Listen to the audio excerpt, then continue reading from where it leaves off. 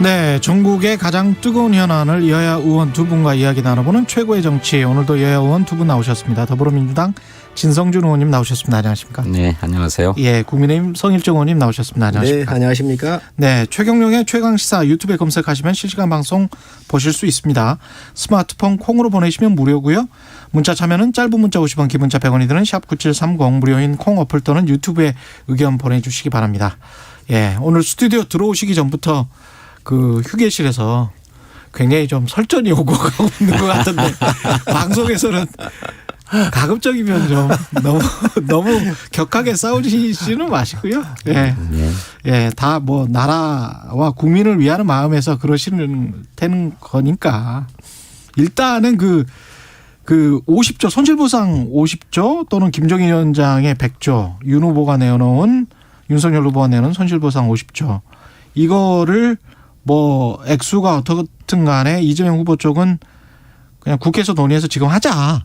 뭐 이런 입장인 것 같고요. 네, 그렇습니다. 예. 이것과 관련해서 국민의힘은 입장이 지금 명확히 정해졌습니까? 제가 볼 때는 이 손실 보상에 대한 45%의 국민들이 지금 나락으로 떨어진 거잖아요. 그럼요. 예. 그렇기 때문에 이 분들에 대해서 우리가 경제 활동을 할 수 있도록 다시 이 회복을 시켜줘야 되겠다. 희망을 드려야 되겠다. 이 이야기잖아요. 예. 이거를 선거 공약으로 내놓은 것이지요. 그래서 선거라고 하는 것은 이런 과정을 통해서 국민의 동의를 받으면 새 정부가 이 국민들한테 희망을 드릴 수 있도록 하겠다라고 해서 이 공약으로 내놓은 겁니다. 후보께서도 100조를 얘기를 하셨어요. 윤 후보께서도 예. 50조에는 직접 지원과 50조에 대해서는 간접적인 금융 지원을 통해서 하겠다 이렇게 얘기를 하셨고. 그래 그렇게 해서 100조를 이야기했군요. 그렇습니다. 이미 예. 100조를 말씀을 드렸습니다. 김종인 비대위원장께서 직접 지원하는 50조만 가지고 되겠느냐. 좀 더 100조까지는 생각을 해야 되겠다. 이런 말씀을 하신 거죠. 예. 제가 여러 가지를 한번 떠들어 봤습니다. 그런데 천상 이제 예산의 지출 구조라든지 또 부족하면 국채를 발행할 수밖에 없을 텐데 이재명표 예산을 짠다 그러면서 6조 원에 이뤘었던 지역화폐를 30조까지 늘려놨었거든요. 이번에 늘렸단 말이죠. 예. 또 뉴딜 같은 데에 또 한 30조가 있어요. 그래서 이런 부분들을 또 다른 예를 들면 SOC 예산을 한 10%든 20%든 좀 그다음 년으로 수년을 하면서 좀 땡겨 쓴다든지 여러 가지 방법을 하면은 예산도 상당히 구조조정을 하면서 일정 부분 있을 수 있다라고 생각을 합니다. 그런데 의원님 그것을 언제 한다는 말씀입니까? 새 정부. 아니 뭐 새 정부에서 해야죠. 새 정부. 윤석열 후보가 50조 원 마련을 위해서 최대한 빠른 추경 편성이 필요하다 이렇게도 발언하지 않았습니까? 언제 한다는 말씀입니까? 자, 아니 정권 새로 잡으면 인수위 과정을 통해 가지고 바로 요청을 하면 됩니다. 네, 지금 하지 말고. 이 자체가 의원님, 그게 국민적인 그러니까. 자 아니. 그러니까 진정성이 없다는 것입니다. 왜 진정성이 의원님 없습니까? 말씀하시는 것처럼 왜 없습니까? 지난 2년 동안 자영업 소상공인들이 그 정부의 방역 대책으로 인해서 희생과 고통을 겪어야 했지 않습니까? 그런데 지금 다시 확진자가 폭증하고 있고 오미크론이라고 하는 변이 바이러스가 생겨가지고 특별 방역 대책이 지금 시행되고 있잖아요. 이게 얼마나 장기화될지 모르기 때문에 지금 당장 지원이 필요하다. 라고 하는 것 아닙니까? 내년도 예산안에 이러저러한 소상공인 자영업자 지원을 위한 예산이 편성됐지만 지금 이런 확진자 폭증 상황이나 장기화될 거다라고 하는 상황까지 감안되지 않았지 않습니까? 그렇기 때문에 지금 시기에서 대규모 추경이 필요하다라고 하는 얘기들이 나오는 것 아닙니까? 그렇다면 새 정부가 출범하려면 5월 10일 날 출범하게 되는데 그때 추경 논의해가지고 언제 추경을 편성해서 지원하겠습니까? 앞으로 추경이 지원될 때까지 한 6개월 이상을 어떻게 버티라는 말씀입니까? 그러니 진정성이 없다는 겁니다. 이거는 저희들이 무슨 저작권 주장하지 않겠습니다. 윤석열 후보가 50조 원이 필요하다는 얘기를 먼저 했고 또 김종인 총괄위원장이 100조는 돼야 된다는 말씀하셨으니 그런 잘 생각하셨다고 생각합니다. 그런 선도적인 제기를 하셨으니까 지금 당장 논의해서 최대한 빠른 시간 내에 추경을 편성해서 지원하자는 것입니다. 여기에 선거 전략을 개입시킬 이유가 뭐가 있습니까? 정치적 유불리를 떠나서 국민을 위한 일이니까 하십시다. 그러면 국민의힘이 선도적으로 제기했다라고 하는 성과 공은 가져가실 수 있을 거예요. 그러니 미루지 말고 지금 하면 되지 않습니까? 윤석열 후보도 그렇게 얘기하고 있고요. 자, 지금 그 말씀을 하셨는데 정기 국회에서 예산안 통과된 게 언제죠? 지지난주 아닙니까? 그렇습니다. 얼마 안 됐습니다. 예. 이거 1월 1일 넘어가면 풀어야 합니다. 그때 네. 풀면 됩니다. 그리고 충분합니다. 일단은 우선. 거기에 충분하지 않다는 것 아닙니까? 그렇습니다. 저도 그 말은 동의를 하는데 네. 상황 변화가 왔기 때문에 그거에 대해서 더 필요하면 더 할 수 있다 그러고 근본적 인식 구조는 이 45% 50%에 이르는 이 국민들한테 빨리 회복할 수 있도록 더 지원을 해야 되겠다라고 하는 거에 대해서 선거 공약을 내놔서 하자고 하는 건데 일단은 저는 민주당이 오히려 선거공학적으로 지금 현재 이것을 접근하고 있다고 생각을 해요. 그게 왜 선거공학입니까? 자, 야당이 50조 원 정도를 더 지원하자고 그러니까 민주당에서는 그걸 또 빨리 풀자고 그러거든요. 근데 예산안 통과된 게 엊그제예요. 그래서 이 예산안 어차피 1월 달 가면 풀게 돼 있습니다. 그거 풀고 그리고 또 선거를 통해서 심판을 받는 그 과정이에요. 자, 의원님. 그렇기 때문에 이 과정은 우리가 그 이후에 선거 치르고 나서 하면 큰 문제가 없습니다. 그래서 진정성이 없다는 말씀이고요. 지금 여당은 무슨 얘기냐. 이 돈을 빨리 끌어다가 어쨌든 빨리 돈을 풀어가지고 여러 가지 문제를 해결하고 선거에 도움이 될 거라고 생각하기 때문에 이 선거에 빨리 하자고 하는 것 같은데 그건 그렇게 급한 게 아닙니다. 그래서 우선 지금 책정돼 있는 내년도 예산부터 순차적으로 집행을 해가도 문제가 없을 거고요. 또 앞으로 큰 상황 변화가 있으면 그때그때 가가지고 여야가 합의하면 될 일입니다.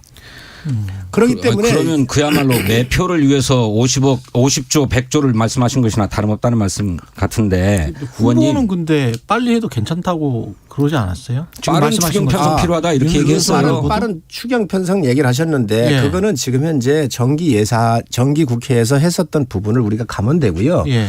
또 만약에 급하면 예. 2월이든 어쨌든 이 예산 편성하는 과정이 정부가 편성권을 가지고 있지 않습니까? 그렇기 때문에 예산 편성할 때 시간이 꽤 걸립니다. 그러면 급하다고 하면 정말 급하다고 한다면 1월이든 2월이든 협의를 하면 3, 4월쯤 갈 수도 있겠지요. 그런 부분들을 염두에 두셨을 것으로 생각을 합니다. 의원님 추경 편성권 예산 편성권은 정부에 있죠. 그런데 작년 올해 여러 차례 추경이 편성되었습니다만 그 추경은 정치권에서 먼저 제기해서 정부가 그걸 수용해 가지고 추경을 편성해서 제안하지 않았습니까? 그러니까 정부 입장에서는 그간의 예산심사 과정에서도 보셨던 것처럼 상당히 소극적입니다. 재정 안전성을 무엇보다도 앞세우는 기획재정부이기 때문에 가급적이면 예산을 편성하지 않으려고 하고 추경을 편성하지 않으려 하지요.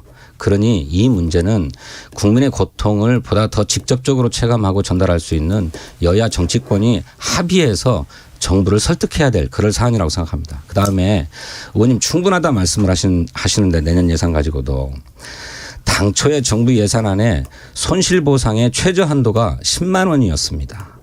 10만 원이었어요. 예, 많이 고통받았는데 영업 손실을 보상해 주겠다고 하면서 최저 한도가 10만 원이었어요. 이거 너무 적다 해가지고 여야가 합의해서 50만 원을 올렸습니다. 그런데 50만 원이면 충분합니까? 그렇지 않잖아요. 또 정부의 직접적인 행정명령으로 영업을 제한당했거나 영업시간을 제한할 수밖에 없었던 업종에 한해서만 보상이 이루어집니다. 사회적 거리두기 때문에 아예 고객이 없고 손님이 없어서 영업손실이 크게 떨어졌는데도 여기에는 지원을 할 수가 없어요. 손실보상을 할 수 없습니다.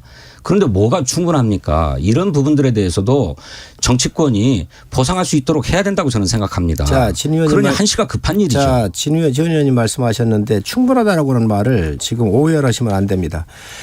12월 달에 통과된 이 예산이 1월부터 나가기 때문에 기간적으로는 이걸 나가는 게 충분하다는 얘기고 금액이 부족하기 때문에 50조 원 이상을 더 증액을 해가지고 이분들한테 지원하자는 거잖아요. 부족하기 때문에. 그래서 금액이라고 하는 거와 기간이라고 하는 말을 구분을 해서 주시기를 바랍니다. 그래서 기간적으로는 우리가 연말에 통과시켜 놓은 이 예산이 있기 때문에 1월부터 바로 집행이 가능해요. 그렇기 때문에 기간적으로는 우리가 여유가 있다는 말씀이고 금액적으로는 지금 여든 야든 다 부족하다는 걸 알고 있지 않습니까? 그런데 이게 50조 원인지 100조 원인지 이런 부분은 협의를 한번 하시자고요. 아니 손실보상의 대상이 제한되어 있다는 말씀이에요. 아까 말씀드렸던 것처럼 당연하죠. 손실보상을 받을 수 있는 자영업자는 정부가 직접 명령을 내려가지고 영업시간을 몇 시까지로 제한해라.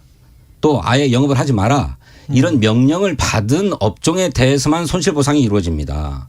그런데 정부의 일반적 방역 수칙으로 사회적 거리두기를 계속 강조해 보지 않았습니까? 이 사회적 거리두기 때문에 길거리에 다니는 손님이 없고 또 식당에 가는 손님이 없는 이런 업종의 경우에는 손실보상을 전혀 못 받아요. 이거는 내년도 예산에도 편성되어 있지 않습니다. 그래서 전년도 그런데 뭔 충분하고 뭐 기간을 말씀을 하십니까? 왜 전년도나 아니면 이거를 증명해낼 수 있는 그러한 그 지방 정부라든지 아니면 국세청의 이런 자료만 있다 하더라도 이런 부분들에 대해서 지원을 하자라고 하는 게 50조를 추가하면서 내놓은 아닙니다. 꼭 어떤 한정되어 있는 그러한 업종 말고 이러한 코로나로 인해서 피해를 보고 있는 사람들이 지방정부나 국세청에 신고했었던 그러한 기록만 있더라도 50% 정도에서는 먼저 지급을 하고 그 이후에 정산을 하자라고 해서 이러한 부분도 지원하자고 해서 50조 속에 포함이 돼 있는 부분인데 이러한 부분들이 돈이 부족하면 더 증액할 수 있다라고 하는 것이 김종인 비대위원장의 말씀이시죠. 김종인 위원장의 말씀입니까? 윤석열 후보의 말씀은 아니고 그거 좋은 생각입니다. 저 그렇게 해야 된다고 생각합니다. 코로나 이전 상황의 영업 실적과 코로나 이후의 영업 실적을 비교해서 영업 손실이 발생한 부분에 대해서는 100% 보상해야 된다고 생각합니다. 그리고 그 업종이 저희가 요구했었던 아닙니다. 그 그게. 업종이 행정명령을 직접 받은 업종 상관없이 사회적 거리두기로 인해서 코로나로 인해서 영업손실이 발생한 업종은 다 지원해야 된다고 생각합니다. 그리고 네. 또 말씀하신 것처럼 선 지원하고 후 정산하자라고 하는 말씀도 옳은 말씀이에요. 그렇게 해야 된다고 생각합니다. 그런데 그걸 미룰 이유가 어디 있습니까? 근데 왜 그러면 우리 국민의힘이 그런 입장을 가지고 있고 민주당이 그런 입장이니 지금 당장 협상하십시다. 국민의힘이 지속적으로 요구한 것을 왜 그동안 안 받았습니까? 이거 계속 우리가 욕을 했어요. 심지어 텐트를 치고 단식까지 하면서 욕을 했습니다. 정부가 왜 재정 그동안 안정성을 들어서 계속 반대해왔지 않습니까? 그럼 정부는 이 정부 정부를 설득해야죠. 그러면 여권이 책임져야지요. 왜 그게 여권만의 책임입니까? 정부 여당이 책임지는 거 저희들도 아닙니까? 물론 열심히 노력해야 되겠습니다만 역시 국민의힘은 그간에 재정 안정성이 굉장히 중요하다는 말씀을 계속하면서 저희들이 뭐라고 그랬습니까? 현금 살포하려고 한다. 선거를 겨냥한 선심성 현금 살포다. 이렇게 주장하지 않았습니까? 언제 야당 의견 잠깐만요. 진 의원님. 이제라도 합의해서 추진하시자고요. 자. 야당의 의견 언제 그렇게 존중했다고 알겠습니다. 지금 와서 그런 여기까지. 얘기를 하십니까? 아니 존중하지 않습니까? 우리 지금 국민의힘에서는 않았습니까? 지금까지 이러한 업종들에 대해서 부족하니 정말로 많이 지원하자는 얘기를 끊임없이 요구를 했습니다. 그런데 그걸 안 들은 게 정부 여당입니다. 지금 와가지고 우리 당이 50조 정도 비롯해서 필요하면 더 추가해서 선거를 통해서 국민의 동의를 받아가지고 지원하겠다고 그러니까 지금 와가지고 이거 빨리 주자라고 지금 민주당이 치고 나온 거예요. 지금 하시자고요. 이거야말로 정말 정쟁이라는 거고요. 아니 그럼 한참 나중에 할 일을 지금 왜 공약하십니까? 지금 필요하니까 하자는 말씀 그거를 아닙니까? 국민적 동의를 받는 것이고 작년도에 우리가 올해 예산안이 통과가 됐기 때문에 1월부터 나갈 거 아닙니까? 우선 나가고 필요하면 우리가 정권 잡아서 하겠다는 거예요. 새 정부에서. 새 정부에서 해야 되겠다. 그렇습니다. 지금 하시자고요. 예. 아니 그 하자고 하는 게 정쟁이라는 거예요. 않습니까? 그거 하라는 게 정쟁이라는 거예요. 예. 어떤 정부든 새 정부에서 해야 되겠다는 말씀이고 지금 해야 된다라는 말씀이었습니다.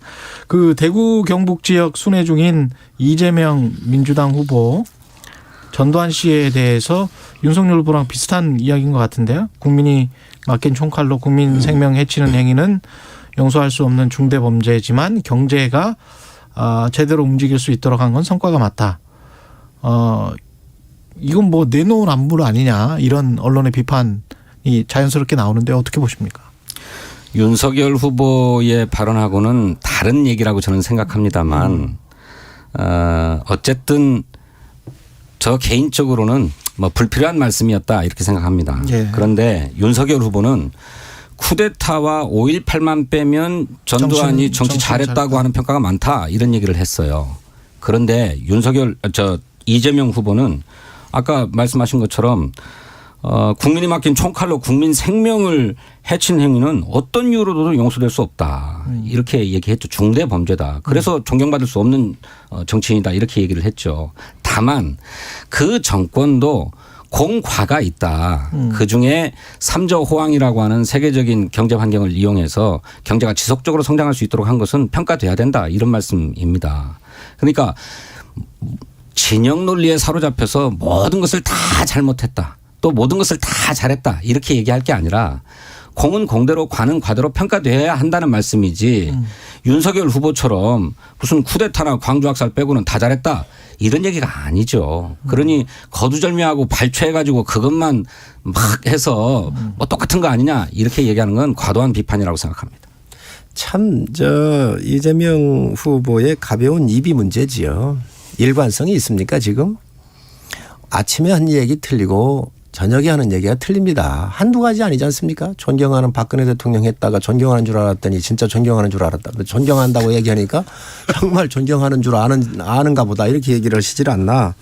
정말 있을 수 없는 이런 그 여러 가지 말들이 조변석계로 변하고 있습니다. 이걸 누가 믿겠습니까? 아니 지금 우리 진 의원님 말씀 주셨는데 전두환 쿠데타와 5.18을 빼면 경제는 잘한 부분에 대해서 인정할 수 있는 거 아니냐라고 윤석열 후보가 얘기한 거 맞습니다. 언제 경제라고 얘기했어요. 그 그것 빼고는 정치를 다 잘했다라고 얘기했죠. 아닙니다. 사람을 잘 쓰면 사람을 인재를 골고루 잘 쓰면 경제 같은 경우 잘하더라 이렇게 얘기를 했는데 지금 그렇게 그 전두환 대통령 비난하고 5.18 현장에 가가지고 발로 그걸 밟고 넘어갔었던 그런 후보가 또 표를 앞에 두고 가가지고 3조 호황을 잘 이용한 것은 잘했다라고 또 얘기를 했더라고요. 그런데 저는 그 평가가 옳다고 봅니다. 이번에 평가한 거 옳다고 봅니다. 그러면 광주에 갔었을 때의 언행하고는 같은 땅에서 벌어지고 있는데 국가 지도자가 그렇게 하면 되겠습니까? 일관돼야지요. 성 의원님 윤석열 후보의 발언은 지금 그런 게 현재 아니었습니다. 지금 그냥 이렇게 대충 이렇게 해가지고 물타기 하려고 하지 마십시오. 지금 전 의원님은 그렇게 얘기를 하시겠죠. 그래서 국가 지도자는 일관성이 있어야 된다. 지금 너무 일관성이 없다. 이 지역에 가서 이야기하고 저 지역 가서 또 다른 얘기하면 되겠습니까? 저는 진짜 국가 지도자로서 지금까지 언행으로 봤었을 때 너무 불일치하다. 아니 이재명 후보가 어떤 이유로도 용서될 수 없는 중대 범죄다 이렇게 규정했습니다. 그러면 그렇게 네? 계속 가시면 됩니다. 그러니까요. 그 점도 분명하게 했다는 점을 말씀드리는 것이고. 그러면 그 견지를 계속 가셔야지. 다만 우리 국민의힘이 문재인 정부의 모든 것이 다 잘못됐고 정권을 심판해야 되고 교체해야 되고 하는 것과 똑같이 어떤 정권도 모두 잘못한 것만 있을 수는 없는 것이다. 잘한 것은 잘한 것대로 평가되어야 된다라고 하는 점을 말씀드리는 거예요.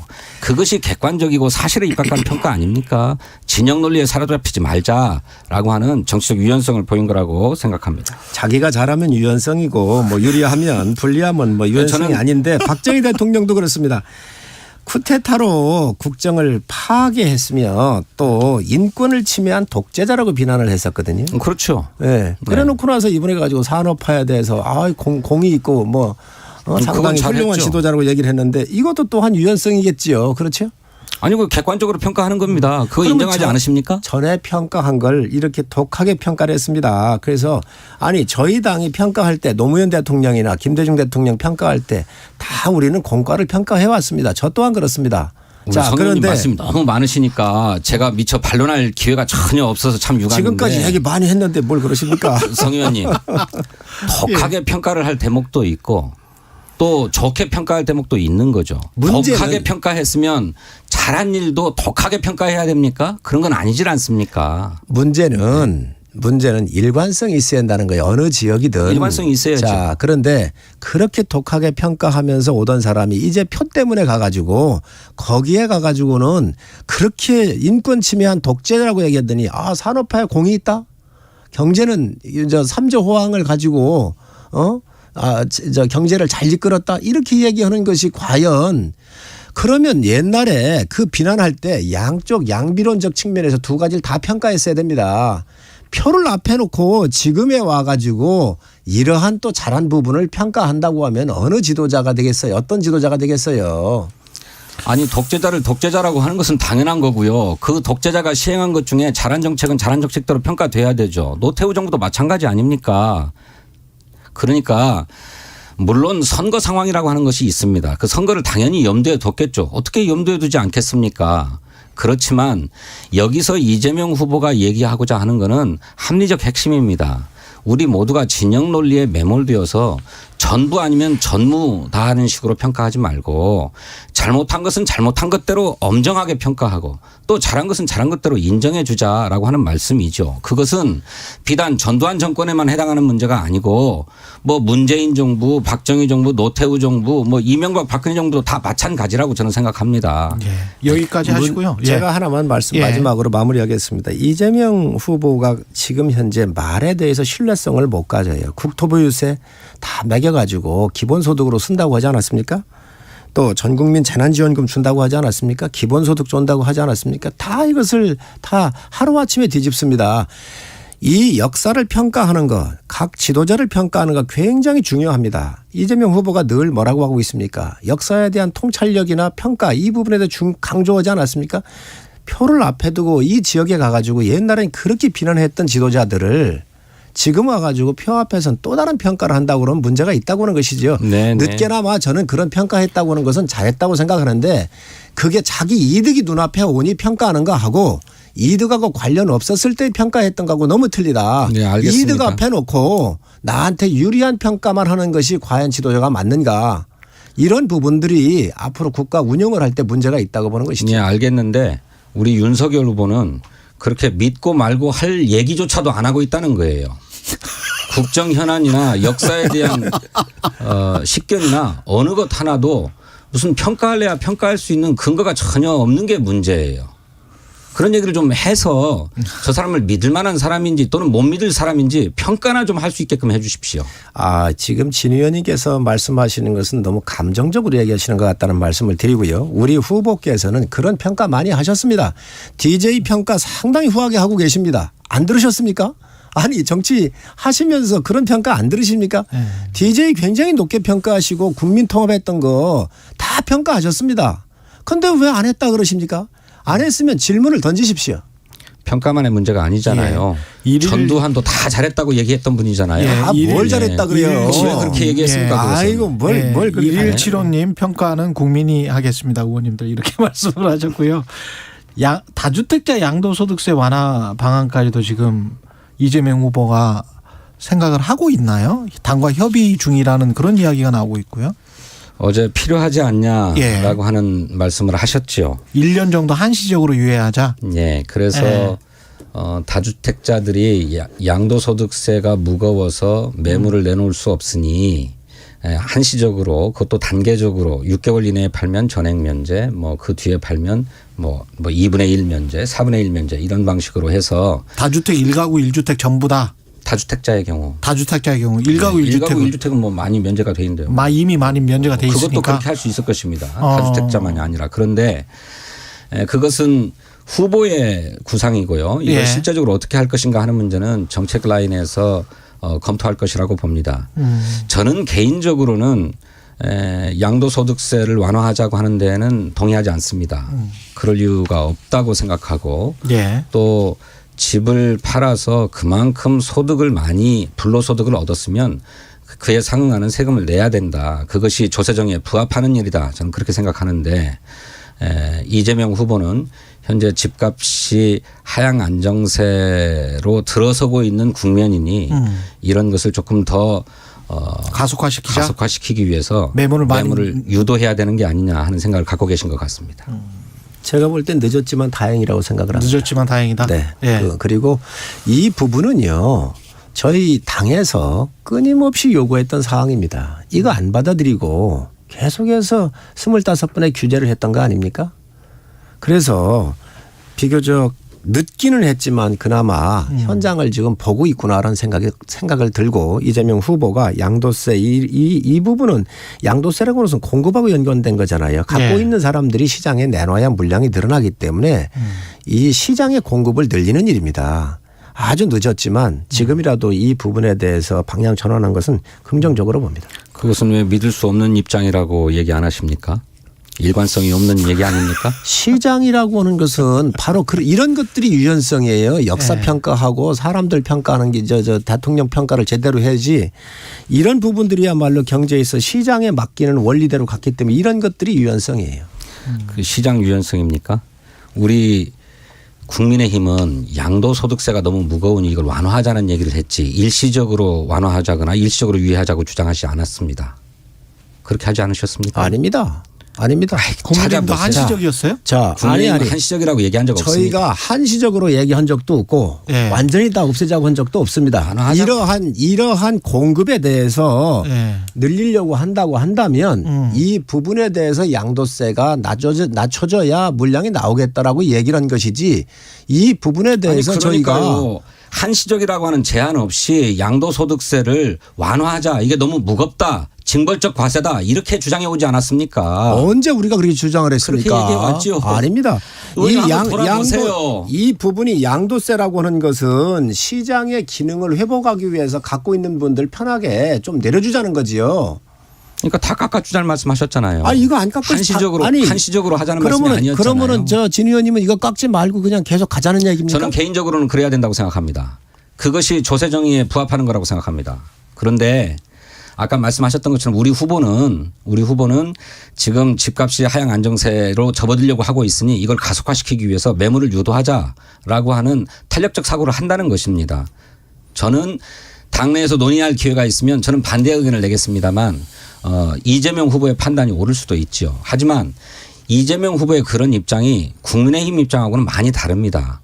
국민의힘은 그런 한시적인 제한이 없이 양도소득세가 너무 과하고 이것은 가진 사람들에 대한 징벌적 과세다. 그러니 이 징벌적 과세를 완화해야 된다. 없애야 된다. 이렇게 주장해 오셨어요. 징벌적이라고 하는 말은 기본적으로는 다르십니다. 아닙니다. 징벌적이라고는 말은 무조건 세금으로 부동산 투기를 잡겠다라고 한 그 발상 자체가 시장을 무시한 거 아닙니까? 여기까지입니다. 예, 최고의 정치 국민의힘 송일정 의원, 더불어민주당 진성준 의원이었습니다. 고맙습니다. KBS 1라디오 최경영의 최강시사 2부는 여기까지입니다. 3부에서 뵙겠습니다. 이준아, 이 커다란 배추를 누가 키웠을까요? 농부님? 농사를